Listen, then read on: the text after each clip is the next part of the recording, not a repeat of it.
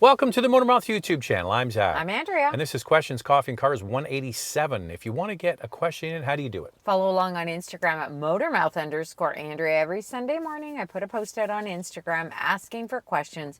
Once we gather them, the post is deleted and we start the show. Time now for Questions, Coffee, and Cars. Your questions from Instagram. I'm having trouble deciding between a Subaru Forester hybrid or a Mitsubishi Outlander plug-in hybrid. We're a family of 4 with 2 young kids. Which one would you choose for hauling strollers, diaper bags, and also being able to do runs on the weekend to Home Depot? We live in Quebec and need something with a good all-wheel drive system for the winters. Well, Mitsubishi certainly hangs their hat on their super all-wheel control system. And they do have sort of a slightly unique all-wheel drive system there. I just think that the Outlander is more future-proof for you because it's plug-in, so you're going to save fuel. And you have those 2 little jump seats at the back if you want to take an extra kid to ballet practice or hockey practice or something. You know, that plug-in hybrid system is really good in the Outlander, which is why it's been such a popular choice for many. I see a lot on the road in Vancouver. It's got good range. And it's nice, like the interior feels quite upscale in it. People will say that they get better range than the 60 kilometers, what is that, 38 miles, 40 miles of range. I don't know, I just feel like the plug-in hybrid, if you're driving a lot in the city, you're gonna get good fuel economy. Well, you're just going to get better fuel economy, period. The Forester does not get exemplary fuel economy because it's not exactly the same as a Toyota RAV4, for example. So because you've got those in, perfect ideal conditions, 60 roughly kilometers of pure electric range, in the winter that will diminish, of course, especially in Quebec. And so you're going to, over the year, average down your fuel costs because you're using electricity more than the Forester. And it's going to be updated, though. The one thing I will just caution you, if you're not in a rush and you don't need the car right now, so they updated for 2025 the Outlander gas model, the interior. They put a different screen in it. They updated the stereo, which is really good, and a few other nice little tweaks. The plug-in one will get those updates at the beginning of 2026. So if you're not in a rush, maybe wait for that one. And the rumors are that it may have more range.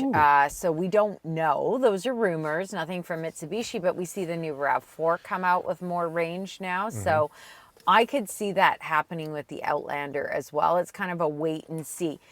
The Subaru Forester hybrid is terrific. Subaru has a great all-wheel drive system. Safety first with that brand. People will say that. They buy a Subaru because they feel that it's dependable and they like the all-wheel drive system. That hybrid system is new. Oh, I was just going to say, Andrea, how long has that system been out? I know. So how long has the Outlander system been out? For years. I think the original plug-in hybrid, I think it's going to be 10 years ago now. Yeah. So they've been doing it a long time. Long time. So keep that in mind too. I like the Forester hybrid, but sometimes with a new vehicle, you kind of want to wait and see, maybe give it a year.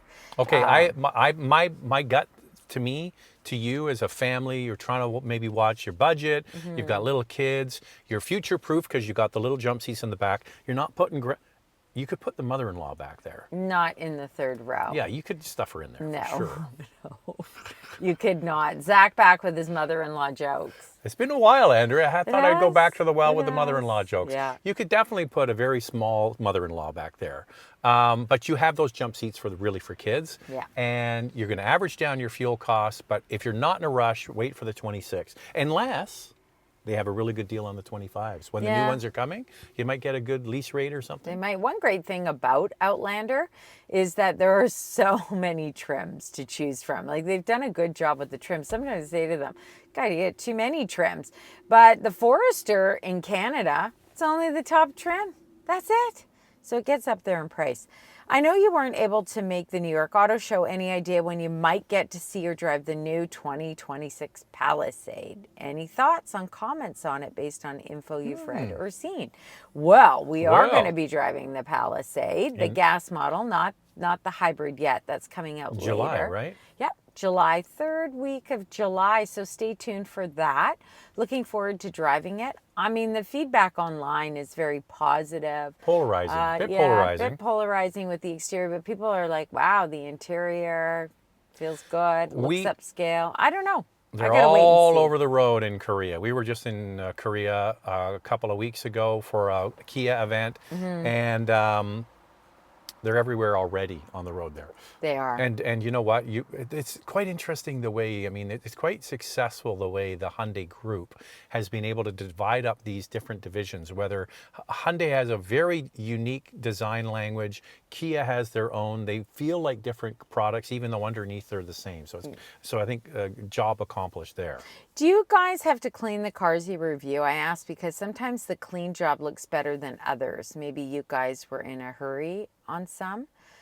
No, we pick up the vehicle, the press vehicle, and it's cleaned for us. Some do a better job than others. Let's just say that. Okay. I think what you're getting at is when we're doing the cutaway shots of the outside, a big part of it comes down to what's the weather been like here. Sure. So yeah, we can, I mean, I would say most of them, the cars are in excellent shape. We pick them up, they're nice and clean, but you drive it home in the rain. And then you're in the rain and you're like, what the hell? I just got a clean car, now it's all dirty. And if it's mucky out and you get something on the carpet. Yeah, and then, or it's in the fall and there's leaves all over the ground and it gets, you know, and so often what I'll have to do, because I'm the one that goes and does all the shooting of the outside of the car and the inside, is I'll hose it off, I'll do the best I can, but then it comes down to how much time do you have? And then you say, okay, we live in a rainy part of the world and there's only one day where it's not going to rain. So that's the day we shoot all those shots. So a lot of times it comes down to the weather, or it comes down to the weather, or it might come down to the weather. Mostly the weather. But yeah, it's tough. It's tough when it rains. And the other thing is you can clean a car on the inside. You like wipe it down and you think you got all the dust, and then you get the shots with the camera and it picks up everything. Like it looks clean, and then under the lens of the camera, it's like it looks all dusty. And also, if it has more piano black, you know, if you use the screen all the time, if it's touch screen, I don't know. There's a lot of variables. Ever since we've been asking, Andrea, for people to subscribe to the channel, it's made a huge difference. We are not the kind of people that like to ask you guys for anything. We don't. So we're asking now. Please subscribe to the channel. And you know what? Some have gotten annoyed by us saying, please subscribe. But we've noticed that our subs have gone up. So this is good. And it's all about analytics with YouTube. So this is very helpful to us. If you haven't subscribed and you like what you see, please subscribe. How do you manage to produce 2 car reviews and 2 questions, coffee, and cars a week? Is it just the 2 working 12-hour days? Yeah, That's you nailed us. it. You nailed it. Yeah, we're pretty busy. We're like a force to be reckoned with when it comes to the Efficiency. content. But yeah, like I work every weekend. I may not work the whole day, of course, but I'll work for a few hours and then I'll go and run my errands or do what I have to do. Or if we're having friends over for dinner and I'm making dinner for everybody, I'll get that done and then Andrea's I'll go back standing there, to working. She's cutting onions, going a 2-liter turbo 4-cylinder with 268 horsepower. Yeah, I mean, I'm always on. I do our social media, so that takes some time as well. We're busy. Just busy. I would suggest that the biggest challenge for us, like if we're home and we're home for a week, it's easy for us because we're so used to doing it that we can get 2 car reviews and 2 questions, coffee, and cars done in a sort of a Monday to Friday, or, you know, basically, right? It's when you add in all the travel that we do, and we do a lot of traveling. So the problem is when we're traveling, you've got to get all this week's content done and for the days that you're gone. Yeah. So there's a lot of balls in the air. Now we've added in the Motormouth Bros. Motormouth Bros, and they're loving it. And they then I've kind of got them set up so they do it on their own now. Yeah, we basically said to them, look, you guys have to be able to figure this out on your own. First off, if we're out of town, but also we're already too busy. So we want to now add Motormouth Bros, and they do a review during the week, but also not taking away from hour 4, the 2 questions, coffee and cars, and our 2 full reviews. It would just be In addition. an extra. Yeah. And they're really funny. You know, before they weren't sure they even wanted to do this, and now on the weekend, Charlie's saying, what car do we have next week? I'll tell you why, Andrea, because they're young Gen Z types, and to them, social media is everything. Like Yeah. it is. To you, as a young person, the number one job of a young person today is they want to be a social media influencer. I know. And so these guys are like, oh, we can be on a channel now that gets good views, and we get access to cars, and all their friends see it. Well, that's it. Their friends are just like, they've just been so positive. When are you doing your next review? So anyway, they are going to add a review on top. So that means we may even have 5 going. But I still got to edit it. You So gotta it's just edit another it. video for me to edit. I know, but it's Charlie did say teach me how to edit, but that is a process there. That's not. not You can't easy. do that in an hour. No. 3, 2, 1. Beer or wine on a summer day. Oh. And then they do have a question. So Okay. let me just read that part and then we'll say what we like. Since you two went to Toyota in Texas and also saw the new ES, any talk of a new IS model? Would you be allowed to mention anything? If so, I still love my 2023 IS 350. Just curious. Oh, they did a little dog and pony thing one night for Lexus, and then they did Yeah. the next dog and pony show the next night for Toyota, and they referenced there was going to be stuff shown in Japan at the Toyota or the Japan Mobility Show, and they showed a sedan, and I leaned over to Andrew and go, there it is. I think it's going to be a Lexus IS full electric. That's what I think. Okay, so I agree with that there's going to be an electric version, but I think it's going to be like the ES where they've added that hybrid. I changed mine. I think it's going to be electric and hybrid. See?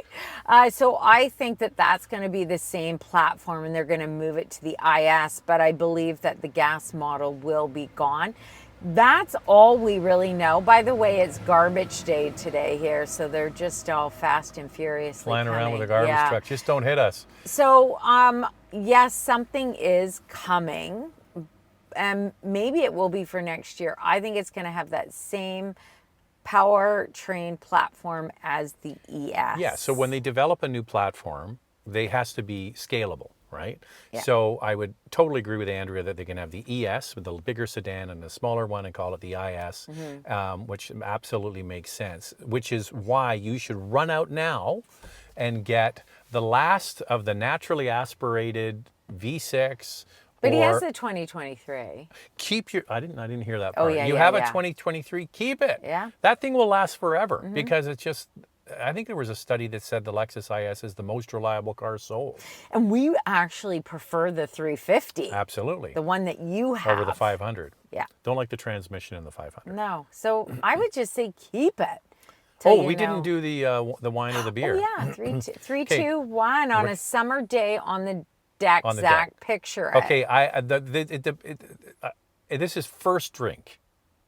First drink of the hot first day. drink of the hot day of Yeah, sitting on the because deck. it changes as the night goes on. Oh, it's an easy choice for me.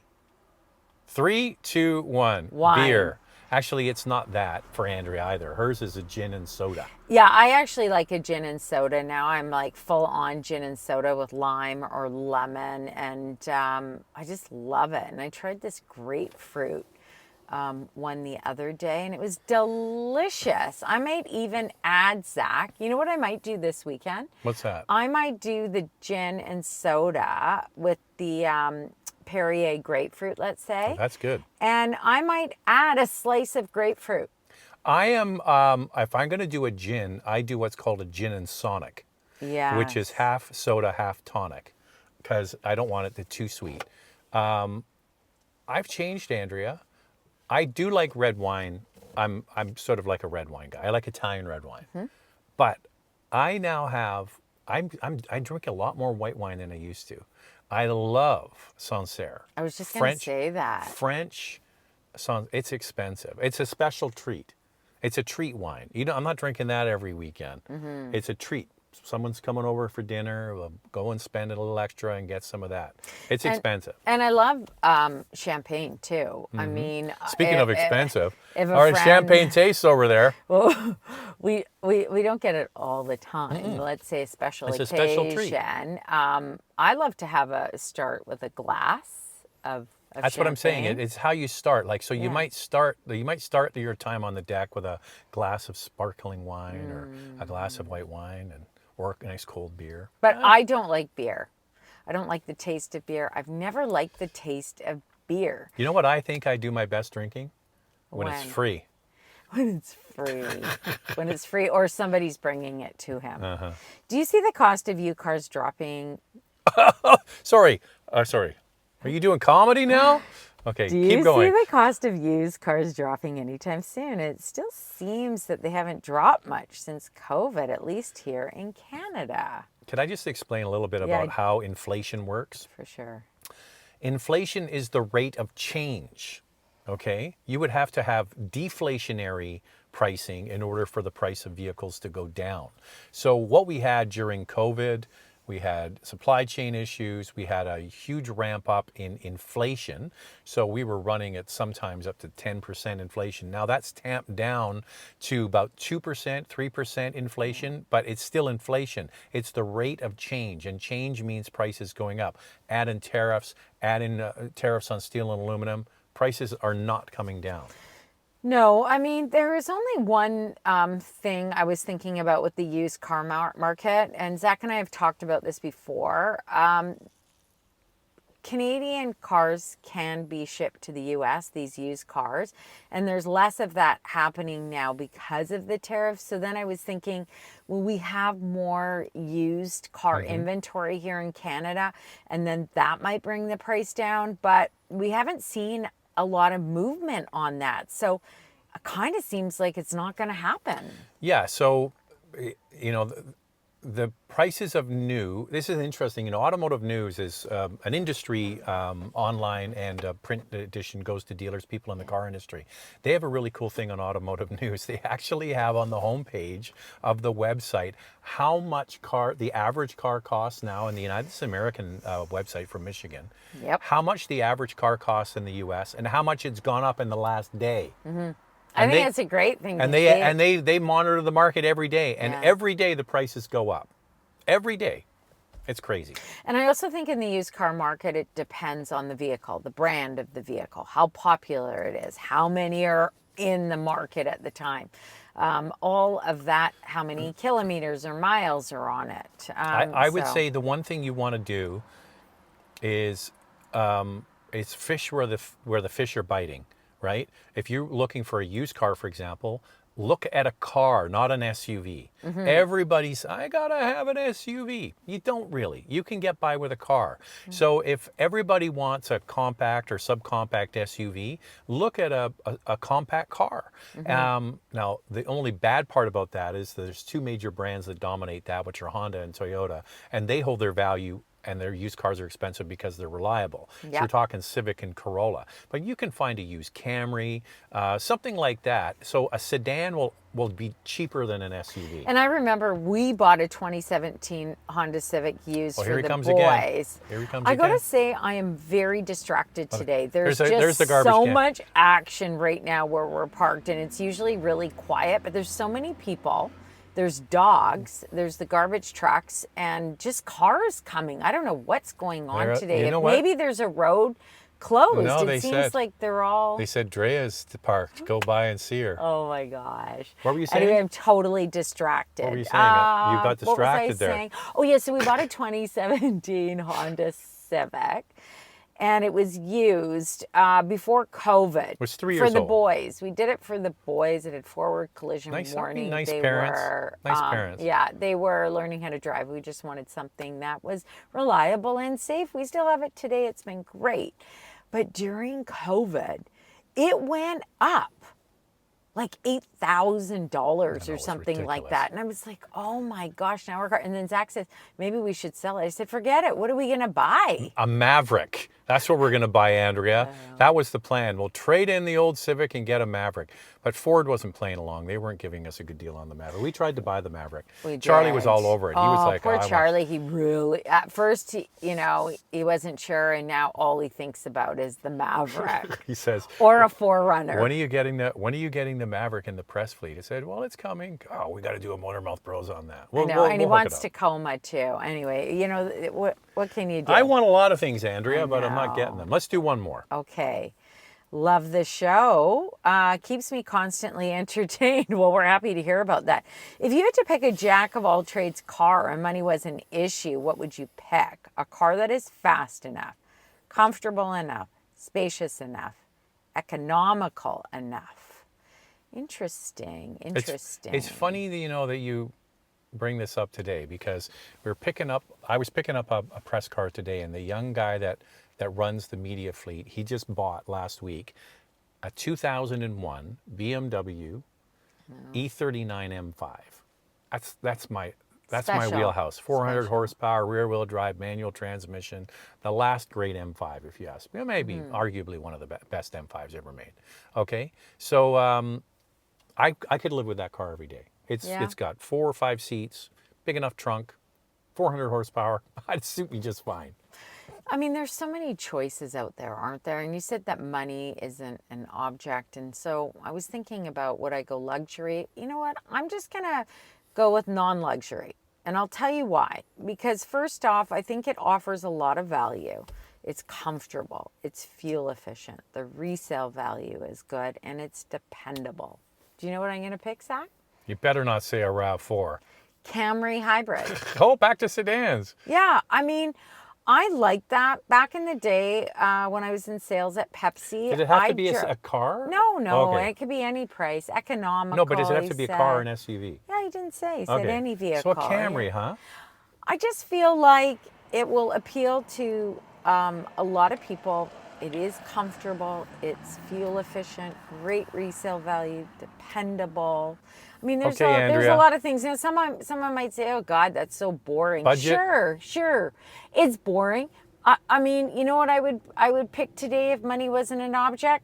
Porsche Cayenne, because I love the Cayenne. I was just going to say. But I wanted to go with something that others could afford. Okay, but well. we're answering someone's question. So their question is, budget doesn't matter. Listen, Andrea has now been on the channel full time for over 5.5 years. Long time now. Yeah. So every week we get 2 cars. So that's a lot of cars, hundreds of cars. Been driving a lot of cars for many years. And every single time I drive this car, we have a Porsche Cayenne we're sitting in right now. Yeah.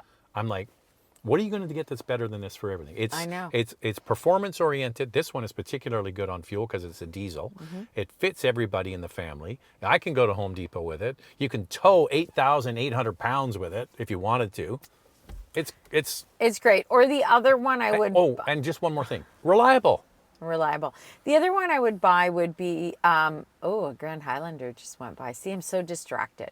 A Here BMW. comes a jogger on your right. Here he comes. A BMW X5 would be my other, but I don't know. I've always loved the Porsche Cayenne. Do I like all the piano black on the new model? Not really, but it still wouldn't stop me from buying. That's quite an upgrade, Andrea. You went from a Camry to a Cayenne. Well, I want to do an affordable option. I still would go with.